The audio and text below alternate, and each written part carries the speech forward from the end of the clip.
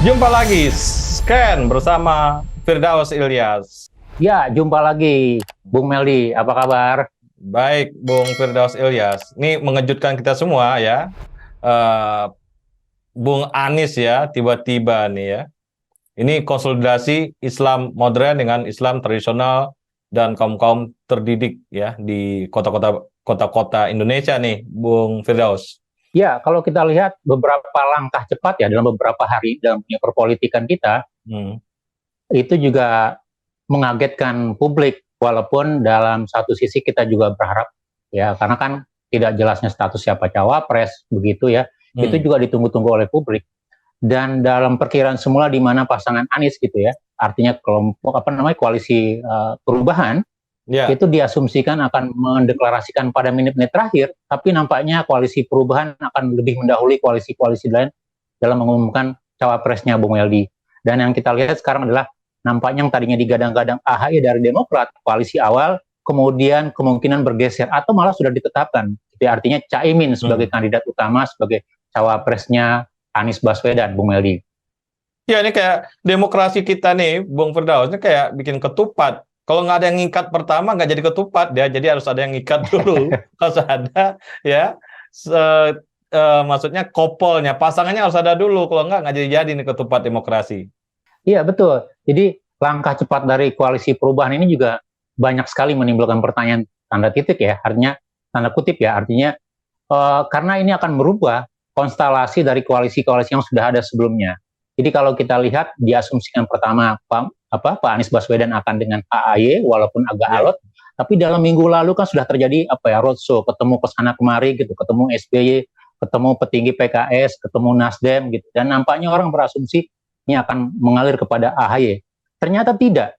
Bola itu kemungkinan akan mengalir kepada Caimin dari koalisi partai sebelah yang sudah dari awal itu mendukung Prabowo sebagai calon presidennya. Jadi koalisi Indonesia Maju sekarang begitu. Nah, artinya ini kan memiliki konsekuensi baik itu pada koalisinya perubahan yang berisi Nasdem, PKS dan Demokrat gitu ya. Setelah nanti masuk PKB seperti apa? Apakah Demokrat akan hengkang atau ada kalkulasi lain atau perjanjian lain begitu? Itu juga menarik untuk kita simak dan kita kalkulasi bersama. Kemudian yang kedua dalam koalisi Gerindra, koalisi Indonesia Maju yang notabene anggota awal PKB Caimin yang sudah begitu lama menunggu untuk dideklarasikan sebagai pasangannya Prabowo, tapi masuknya PAN, Golkar dan beberapa partai lain itu juga membuat kansnya semakin menipis gitu. Apakah dia akan keluar dari koalisi Indonesia Maju berpisah dengan Prabowo? Itu juga menjadi pertanyaan kita gitu. Nah, yang paling penting untuk dilihat publik adalah Bung Meldi, apakah perpindahan pasangan ini gitu dari Anies Baswedan menjadi dengan Caimin Mohaimin Iskandar itu juga salah satunya dikatakan mempertimbangkan faktor elektoral. Nah, pertanyaan kita, apakah nanti otomatis ketika kalau pasangan adalah Mohaimin, maka ini akan mendongkrak elektoral Anies Baswedan yang notabene kalau kita lihat dalam berbagai survei besar misalnya, itu selalu berada peringkat ketiga. Dan paling tidak kalau kita lihat dalam peta-peta daerahnya, Pak Anies Baswedan itu memiliki kelemahan di dalam daerah-daerah yang notabene itu menjadi basisnya Nahdlatul Ulama, Jawa Timur, Jawa Tengah, DIY. Begitu. Apakah dengan masuknya Caimin akan mendongkrak itu? Itu juga menjadi pertanyaan kita begitu. Dan yang terakhir kita bicara ternyata seorang Anies Baswedan gitu ya, yang diasumsikan memiliki bergaya etika santun, berpolitik cerdas, beretika gitu, ternyata juga menerapkan gaya politik yang sama, tanda kutip, artinya ya Pak Anies sudah menjadi politisi tulen, begitu ya, artinya mengedepankan kepentingan dalam tujuan berpolitik, kekuasaan, sehingga mitranya gitu ya, dianggap tidak dilibatkan, tidak dilakukan diskusi, sehingga dikatakan ini tidak beretika, atau sebagai pengkhianat tanda kutip di dalam koalisi yang dibangun dari pertama, Bung Adi. Ya, ini kan seperti dua unsur yang bertolak belakang ya. Kita belajar kimia dasar dulu, Bung Firdaus. Hidrogen itu berbeda. Iya, betul. Hidrogen berbeda dengan oksigen gitu ya. Dan karakternya juga berbeda. Ketika hidrogen bergabung dengan oksigen, dia menjadi H2O, jadi air yang karakternya juga berbeda dari unsur-unsur tadi. Nah, saya kira pasangan pasangan Anies Caimin ini adalah representasi senyawa yang dari unsur-unsur tertentu yang bergabung dan impact-nya lebih besar ya dari yang dulu selalu orang menghitung, oh ini cocoknya cawapresnya ini, capresnya ini, nggak begitu. Karena dalam ilmu persenyawaan, dia kalau bergabung dia berbeda sama sekali gitu loh ya. Nah, yang ini nanti yang menjadi boosting untuk elektabilitas Anies dan Caimin, Bung Firdaus. Betul. Sebenarnya nanti kalau memang dipositifkan, diikrarkan bersama Anies Ya, Baswedan dan Caimin, kira-kira dampak elektabilitasnya seperti apa? Karena sekali lagi kalau kita bicara Pilpres 2024, orang akan melihat apakah nanti berapa banyak suara yang dipilih, terutama untuk kantong-kantong yang dianggap titik lemah. Dalam hal ini Jawa Timur, Jawa Tengah, atau DIY gitu ya, atau malah memboosting secara nasional begitu. Karena ada basis kekuatan kelompok representasi di sana. Walaupun sekali lagi di banyak pengamat mengatakan bahwa boosting suara itu berbeda antara penguasa elektoral partai politik dengan personality sebagai seorang calon begitu. ya, Karena kalau kita lihat Caimin dalam berbagai survei gitu relatif di tengah posisinya. Dia tidak masuk dalam 3 besar begitu ya gitu. ya. Bahkan kalau dibandingkan dengan AHY secara global, secara nasional misalnya dia masih di bawah AHY.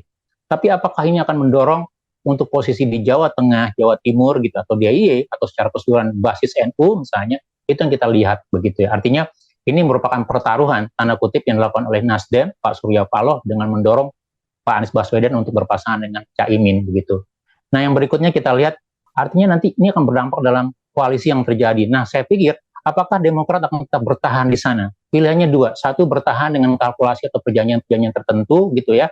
Artinya Ya. apakah akan dapat konsesi dan segala macam ketika nanti kalau menang mendapat dalam pemerintahan gitu ya, dapat posisi yang cukup baik, mungkin jumlah menterinya jadi 3 atau 4 gitu ya, dibandingkan PKB misalnya gitu.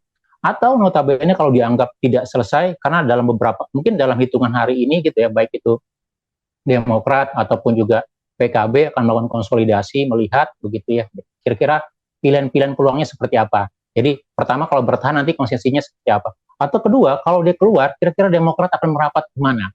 Apakah P3 yang sudah dengan gesit mengatakan, oh ya ayo bergabung dengan kami gitu ya, dengan PKS, dengan pasukan Ganjar gitu ya, di koalisinya Pak Ganjar, atau dikatakan lagi ada koalisi keempat membentuk dengan Sandiaga. Artinya harus dilihat lagi partai politiknya ada siapa gitu ya, kira-kira yang bisa diajak sehingga threshold-nya itu bisa dipenuhi. Kalau tidak ya sama saja gitu. Tapi sekali lagi saya lihat ini satu kejutan besar dalam dunia perpolitikan kita dan itu mengagetkan publik. Walaupun sekali lagi kita akan uji kira-kira impact atau boostingnya seperti apa, Bung Dari. Ya, ini konsolidasi elit juga, Bung Firdaus, ya. Kelompok nasionalis religius dengan nasionalis kerakyatan kalau bisa gabung ya, nanti bisa juga Prabowo gabungnya sama Ganjar aja gitu loh. Dan ini gabungnya adalah Islam tradisional, Islam modern ya, Islam modern tradisional gitu yang bergabung. Nah, ini akan memberikan ruang demokrasi yang polaritasnya sehat menurut saya ya. Jadi orang itu bergabung karena ideologi ya, bukan karena pesan-pesan sponsor atau konstelasi-konstelasi yang ada, atau bergabung karena pingin menang aja, pingin di mana tempatnya basah, di situ dia rame. Ini enggak. Di mana ideologinya punya kesamaan, di situ dia bergabung. Bukan begitu, Bung Firdaus? Iya, ini yang kita harapkan. Jadi terjadi pengkutupan, bipolar, tripolar dalam politik Indonesia, politik karena ideologi, karena persamaan ide gitu ya, sehingga kita tidak menemukan lagi misalnya campur aduk antara ideologi yang kita asumsikan sama, tapi bergerak dalam kelompok yang berbeda. Tadi asumsinya karena tadi misalnya mengejar kue kekuasaan begitu ya. Nah, dalam kerangka demokratis ini sangat baik, sangat bagus begitu. Jadi kita harapkan kalau memang terjadi pengkutupan dalam kelompok-kelompok yang sama, maka publik akan melihat kira-kira si A, si B ini bedanya dengan si C apa sih gitu ya. Kalau ini bergabung ini tujuannya ini, yang diperjuangkan ini, pendekatan kerakyatan ini, ekonominya begini. Sementara kalau si B dia bergabung dengan ini, maka ciri ekonominya begini, pendekatannya begini. Artinya kita akan menuju politik yang semakin demokrasi, yang semakin matang, semakin dewasa. Jadi itu yang kita harapkan. Ya tapi sekali lagi publik juga harus sabar melihat ini bahwa realita politik kita masih banyak kejutan-kejutannya, kadang-kadang kita asumsikan sebagai sebuah ideologi, suatu perikat yang lebih kuat, bisa dikalahkan dengan pertimbangan-pertimbangan pragmatis gitu. Nah sekali lagi itu yang kita tunggu, dan yang berikutnya kita juga tidak sabar menunggu kira-kira di balik ini sebenarnya apa sih nanti ide-ide besarnya, program-program kerjanya begitu ya, sehingga kita tidak hanya melihat konfigurasi dari sirkus dari para elit, tapi juga sirkus ide, sirkus pengetahuan, sirkus pembangunan, Bung Meldi. Ya, ini kan tujuannya sama ya, tujuannya untuk welfare ya, kesejahteraan masyarakat semua. Tapi dengan pengutupan ideologi ini nanti kita lihat perbedaan-perbedaan cara ini akan menjadi pilihan masyarakat. Caranya bagaimana gitu ya. Nah, ini saya kira akan membuat bahwa demokrasi Indonesia makin modern, Bung Firdaus. Betul, semakin dewasa, semakin modern, semakin bisa terukur, semakin akuntabel gitu, dan semakin bisa dipertanggungjawabkan. Itu harapan kita sebagai titik tolak dalam Pilpres 2024 nanti, Bung. Terima kasih, Bung Firdaus. Sama-sama, Bung Meldi. Terima kasih banyak. Salam Indonesia bersih. Salam Indonesia bersih.